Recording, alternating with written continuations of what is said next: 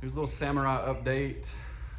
Before last time you saw it was like the day after I got it, and this thing had an exo cage on it with about 14-inch wide metal flares. So hacked all of that stuff off. You can see the side, still real dirty, but it is better. I swapped over the tires on the back to my 3717 Coopers. These are J10 axles underneath the Samurai. So I'm building a flat fender that's stretched out 10 inches in the body, 4-link front and rear, Explorer, V8, all of that stuff, air shocks front and back, and it's just a work in progress. So it hasn't been as fast of a build as I wanted it to be because life happened. So I got this little Samurai for cheap, and I'm redoing it to take riding. So here's where I am on. Yeah, this is a good shot of the side with the cage gone, a little bit of cleanup to do on the rockers. Rear axle was completely shot. Bearings were literally gone. The cages had disintegrated because of lack of maintenance. There was so much water in the axle that it was just water and dirt and gear oil, a slurry that was mixed together, and I just ate the bearings up. So it needed axle bearings, carrier bearings. Both the pinion bearings came loose, and the pinion was walking front to back in the housing, and that chewed up the gears, and a lot of the rollers from the bearings were in the differential, actually locking up the rear axle when you would drive in it, and that's how it was when I bought it. So rebuilt the rear axle, put new 513 gears in it, and got it all cleaned up finally, got it buttoned up. It does have an E-locker front and back from Eaton. I've never used the Eaton before, but I've had the E-lockers on different Rubicon Jeeps, TJs, and the JK, and I guess they're probably made by Eaton, but they work fine. So the plug is gone. I've got to figure out what's going on with that, and then get them spliced into the chassis connector there and get them going. So hopefully the rear will be good to go. I do have to put one wheel cylinder in it on the drums. It's leaking pretty bad. The drive shaft you can see in there. It's a Toyota driveline, so it's got Toyota flanges on the transfer case. I put a Toyota flange on the rear 44, and then just used some Toyota driveline ends and some 2.5-inch Schedule 40 pipe. It's only about 4 inches long for a tube, and total drive shaft length is right around 20 inches, I think. So we'll see how that works. And interior on this thing is not bad. The guy I bought it from had put new seats in it. They're a stock seat. Got some new seat belts that don't have auto retractors, so I don't know if I'm gonna keep those or not. I have a set of harnesses to go in it. May get those swapped in time. The big thing that's going on now is the ECM on this Samurai. So this is a 90 model Samurai, and come to find out, the fuel injected Samurais, I'm not a Samurai guy, but come to find out the little capacitors are bad about blowing up on the ECM. These have been replaced before, but I cranked it yesterday. It ran fine when I was testing the brakes, and then about a minute later I tried to crank it again, and it just will not crank. It turns over, and will not. So I'm getting no spark, no fuel. Tested the fuel pump, it's good. I've got power to the coil, power to the distributor, and then nothing coming out of the distributor. So somewhere along the way, something's wrong where I'm not getting fuel or spark, and I'm trying to diagnose that and figure it out. The ECM, took it out, and the capacitors I could tell have been replaced. The metal box for the ECM for that circuit board is gone. So somebody at a point had just put foam board around the circuit board and stuck it back in the dash where it goes. So that is not ideal, as you can imagine, and it's probably the root of my problem. but still frustrating when trying to get this thing together to drive 1,500 miles one way to go ride.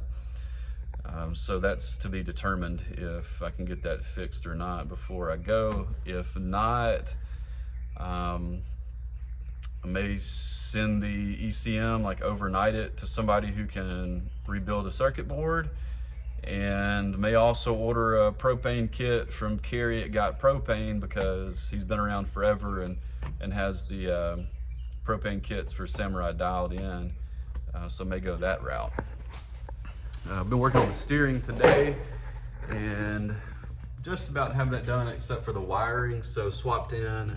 You can't really see it in there very well, but the electric motor here is from a Prius, so this is Prius electric steering on it now, and I just kind of spliced it into the linkage that whoever put power steering on it had swapped in, and should work pretty good.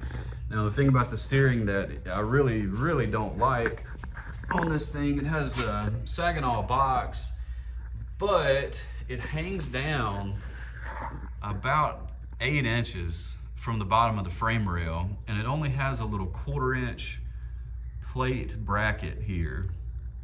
So that's pretty iffy to me, and we'll see how it holds up for this trip. This will be coming off. I'm gonna hack the stock cross member out and relocate this box so it's up higher and out of the way, and may have to do something about high steering at that point.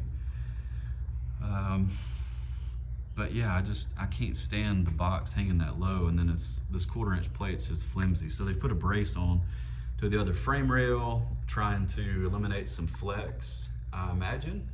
And I haven't really driven this thing other than around the driveway down to the basement to get it in here where I can work on it.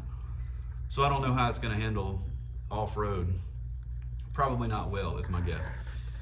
The front axle I'm about to tear down, it's a J1044 as well. You can see here this knuckle, got a seal that's bad on the passenger side, so I'm gonna tear the axle down and put new seals in both sides to make sure that it doesn't leak. And I'll go through and repack the bearings because I'm sure that they need it. Hopefully make it hold up for a while. The drag link is these ball joint, their tie rod ends are worn out. They should get me through this trip, and then I'll replace them. Another thing that is some old tech that I really wish would go away, these old revolver style shackles I really don't like, so I'm taking those off, this half of them, and then I'll just take this shackle that's on the actual leaf, and after I remove this part of the shackle, the double part, then I'll just move this one back. I'll have a decent shackle angle, and I won't have to worry about unloading when I climb something.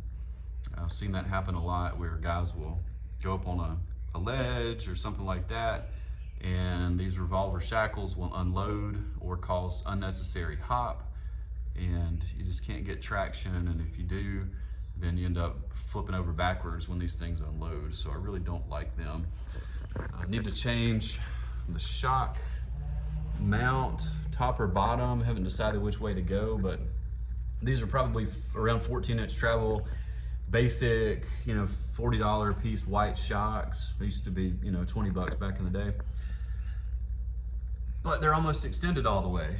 So there's over 11 inches of shaft showing at ride height, so they need to be raised up a good bit.